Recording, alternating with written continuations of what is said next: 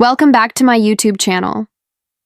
Go ahead, walk away, he said, leaning against the marble counter of the kitchen I designed, the one he thought his money bought. Let's see how long you last without me. His voice dripped with the confidence of a man who'd never been told no. He thought survival was tied to his last name, his father's company, his money. I smiled, not bitterly, not sadly, just enough to say, "You have no idea what's coming." I took a deep breath, unclipped the diamond bracelet he gave me for our anniversary, and placed it next to my car keys. "You're right," I said softly. "Let's see," and I walked out. No scene, no tears, no explanation. Just silence, the kind that scares men like him.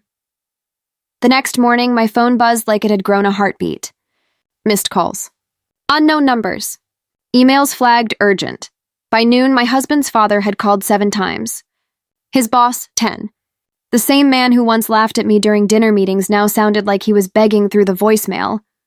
What exactly did you push her into doing?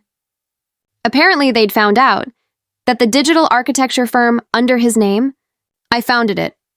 That the multi-million-dollar energy contract he bragged about, my design, my patent, my pitch, that the accounts funding his lavish life, registered under the consulting branch I ran quietly behind the scenes. The empire he thought was his inheritance was built from the hours I worked while he slept. He never asked how things just fell into place. He assumed they always would. He said it with that smug, polished confidence only men like him seem to perfect, the kind that comes from never being told no. His voice echoed through the open-concept kitchen, bouncing off the marble counters, the glass walls, the floors that looked like they'd never known dirt. He was standing there, tailored shirt rolled up to his elbows, wine glass in hand, smirking like he was starring in his own success story. "Go ahead. Walk away," he said again, swirling the wine as if it were punctuation. "You wouldn't last a week without me." He said it like it was a fact, like gravity or time, as though my survival depended on the credit cards he paid, the house his father bought, the lifestyle he flaunted. He forgot that every single luxury around him had my fingerprints on it, not because I wanted his world, but because I built it for him. It wasn't the first time he'd said something like that. There had been little digs before, subtle at first, disguised as jokes. "You wouldn't understand these meetings, honey," or "That's why I handle the real deals." Every jab chipped at something inside me, and every time I smiled through it, not out of weakness, but calculation. You learn to stay quiet when silence gets you further than shouting ever could. That night, though, something in me shifted. Maybe it was the way he said my house instead of our house. Maybe it was the way he raised his eyebrow when I didn't immediately argue. Or maybe it was just the simple truth that I was done being underestimated by the man who never realized he was standing on a foundation I built. I glanced around the kitchen, the one I'd designed. From the Italian countertops to the recessed lighting he took credit for choosing. I remembered the nights I worked until sunrise while he slept off his celebrations, unaware that I was the one turning his father's old company into a modern empire. He didn't know the numbers, the deals, the endless research. He just signed the papers I handed him, so I didn't fight him that night. I didn't beg, cry, or plead. I simply reached into my purse, pulled out my keys, and placed them on the counter beside his untouched dinner. The sound of metal against marble was soft but final, the kind of sound that means something is ending, and something greater is about to begin. He looked confused for a second, then amused, as if I was playing some dramatic game. "You'll be back," he said. They always come back, but I didn't, because the truth was, I wasn't walking away from him. I was walking back to myself. The night air hit differently once I stepped outside, cold, quiet, and clean, like the universe itself was holding its breath. My heels clicked against the driveway, echoing louder than I expected, each step peeling me further away from a life that had looked perfect on the outside and suffocating on the inside. The house behind me glowed through its tall glass windows, that same golden light he loved for dinner parties and photo ops. It felt almost ironic, how beautiful it looked when it never really felt like home. I didn't take much with me. Just a small leather bag, my phone, and the calm that comes from deciding you're done. No dramatic suitcase, no shouting match, no tears. I left quietly because I wanted him to hear the silence. The kind that fills the space when the person who holds everything together is gone. Driving away, I felt something loosen in my chest, the weight of pretending. Pretending to be smaller so he could feel important. Pretending to be grateful for a life I had helped him build but was never credited for. He had built a world where I was the accessory, not the architect. And for too long, I'd played along. I ended up in a quiet hotel on the edge of the city. Nothing fancy, nothing loud, just a clean room with a soft bed and a lamp that flickered when you turned it on. I ordered tea, not champagne. I didn't scroll through my phone or check the clock. I just sat there, listening to the hum of the city, the distant sound of traffic, the rhythm of freedom. Sleep didn't come easily that night. My mind kept wandering to the look on his face when I walked out. That slight tilt of arrogance, the laugh he tried to hide, the disbelief that I actually meant it. I knew him too well. By morning, he'd probably assume I'd call. By afternoon, he'd think I'd be back. By evening, he'd realize something was off. I smiled at the thought. The next morning, sunlight poured through the thin curtains and fell across the notebook I'd left on the nightstand. It was old, the one I'd used to sketch designs, write ideas, draft plans he never bothered to read. I flipped it open and began writing again, the way I used to before I became Mrs. Perfect. Line after line, idea after idea. My old rhythm returned like it had just been waiting for me to come back. Out there, somewhere, he was waking up to a spotless house that suddenly felt too quiet. The coffee machine would still be set to brew at 7:00 a.m. The breakfast ingredients prepped in the fridge. The day perfectly planned, except for one missing detail: me. He thought I'd broken my routine, but he was about to find out that the routine itself was built around me, and without me, everything he relied on would start to fall apart. By the time the sun rose on the second day, the silence I'd left behind had started to turn into chaos. I didn't need to check my phone to know it. I could feel it, like a ripple in the air. Men like him don't notice absence right away. They only notice control slipping. And that's exactly what was happening. When I finally did look at my phone, it was glowing with notifications, calls, texts, emails, his name, his father's, a few from people I hadn't spoken to in years, suddenly remembering I existed. The subject lines told their own story. Urgent. Call me now. What have you done? I didn't answer. Instead, I sat at the small hotel desk, sipping coffee that tasted like independence, and scrolled through the chaos like it was a morning newspaper. Apparently, by 9 a.m., his assistant had called in sick. The CFO had gone on leave. And someone at the office had finally realized that half the systems, contracts, and projects he'd claimed as his own didn't actually list his name anywhere. Because they weren't his. Every deal that made him look brilliant was the product of late nights I'd spent drafting. Negotiating, structuring, on all under my consultancy's name. The one he'd told me to keep discreet because it was simpler for branding. The man who once said, "You wouldn't survive without me," had no idea that his entire empire was quietly running under my fingerprints. By noon, I started getting messages from his boss, a man who used to speak to me like I was invisible during board dinners. "We need to talk," one said. Then another, more frantic. "You don't understand what's happening here." And finally, "What exactly did he push you into doing?" That last one made me laugh. A quiet, bitter, beautiful laugh that felt like release. It didn't take long for his father to join in the panic. I could almost picture him, red-faced, pacing in his office, barking orders to his lawyers, demanding to know how some paperwork error could give me control over half the company's assets. But it wasn't an error. It was strategy. Years of being dismissed taught me one thing: never put your name where someone else can erase it.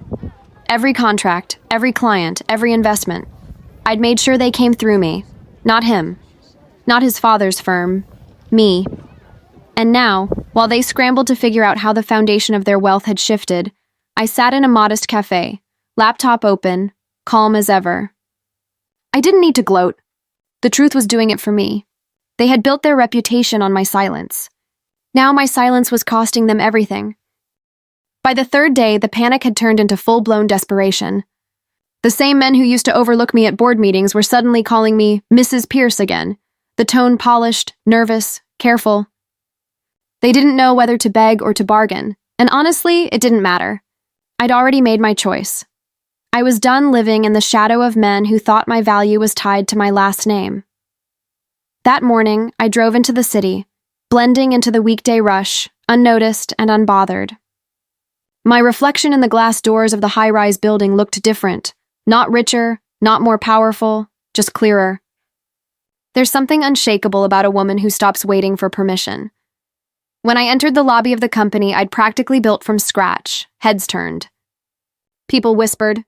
No one said it aloud, but everyone knew. The truth had finally surfaced.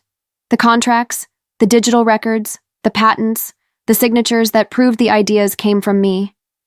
I wasn't the decorative wife anymore. I was the name behind the empire. Upstairs, his father was in his office, face pale, jaw tight. He tried to keep his voice steady when he said, "We didn't realize how much of this was under your jurisdiction." I almost smiled. "No," I said quietly. "You just never bothered to look." He leaned back, pretending to regain his composure, asking if there was a way to resolve this privately. The arrogance was still there, bruised, but alive. He was a man who had spent decades pretending control was his birthright, and losing it now felt like an insult to his bloodline. But I didn't raise my voice. I didn't threaten. I simply opened my tablet and projected the figures onto the sleek glass wall. The assets, the intellectual property, the partnership agreements, all legally bound to my consultancy. Every project his son took credit for, every acquisition he bragged about at dinners, every award that carried his name, I had proof of authorship and ownership. He stared at the screen in silence. Somewhere behind me, I heard one of the junior partners whisper, "She really did it all." That was the moment it shifted. The room full of men who once ignored me suddenly saw me, not as a wife, not as a woman they could charm or dismiss, but as the architect of the empire they'd been leeching from. I walked them through every line of documentation, calm and professional. No gloating, no emotion. I wanted them to feel the weight of what I'd built while they underestimated me. When I finished, I closed my tablet, stood up, and met his father's stunned gaze. "You told your son I couldn't survive without him," I said, my voice steady. "But you both built your lives on what I created. So tell me, Mr. Pierce, who really can't survive without whom?" He didn't answer. He couldn't, because in that moment, the illusion shattered. The wealth, the power, the pride, none of it belonged to them anymore. It never truly had, and for the first time I saw it clearly. I hadn't just walked away from a marriage. I'd walked back into ownership of everything they thought I'd given up. That night, I stood on the balcony of my new apartment overlooking the city, the same skyline that once defined his world and now quietly belonged to mine.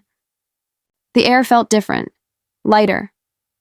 I could see the office tower where his father's firm used to sit like a throne at the top of the skyline, its lights still flickering as they scrambled to pick up the pieces. For the first time in years, I didn't feel small looking at it. I didn't feel like I was outside something I needed to earn my way into. I felt like I was watching the aftermath of a storm I'd already survived. The calls had stopped by then. I had let them ring for days until they finally gave up. The text had shifted from arrogance to apology to silence, and silence was all I needed. I didn't block their numbers. I didn't respond.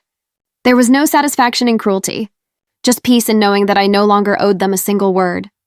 I poured a glass of wine and looked at the city lights reflecting off the windows, realizing how strange it felt to finally be living on my own terms. There was no one waiting for dinner, no performance to maintain, no one telling me what I couldn't do. Just me, the woman who was once told she'd crumble without him. But I hadn't just survived. I'd risen, quietly, efficiently, without spectacle. I didn't post about it. I didn't make speeches. I built, I created.